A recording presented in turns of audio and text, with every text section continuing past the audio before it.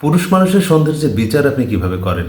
সে পুরুষ কতটুকু লম্বা, কতটুকু ফর্সা, কতটুকু বেঁটে, কতটুকু কালো, কতটুকু মোটা, কতটুকু চিকন, এটা দিয়ে?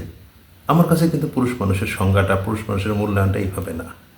আমার কাছে মনে হয় যে পুরুষ যত বেশি ব্যস্ত, সেই পুরুষ তত বেশি সুন্দর। পুরুষ মানুষের সৌন্দর্য বেসিক্যালি তার বাহ্যিক গঠনে না, পুরুষ মানুষের সৌন্দর্য তার ব্যস্ততায়।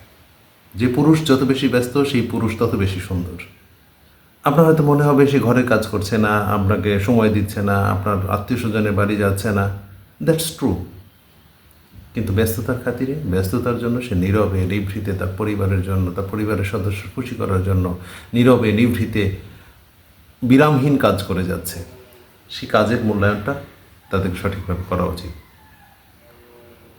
ঠুনকো অজুহাতে তাদের সাথে সম্পর্ক নষ্ট করা বা খারাপ আচরণ করা, এটা কোনো অবস্থাতেই উচিত না। প্রত্যেকটা পুরুষ তার সবচেয়ে বেশি সময় ব্যয় করে এখানে। যে পুরুষ ব্যস্ত না, সেই পুরুষ অলস, অকর্মণ্য।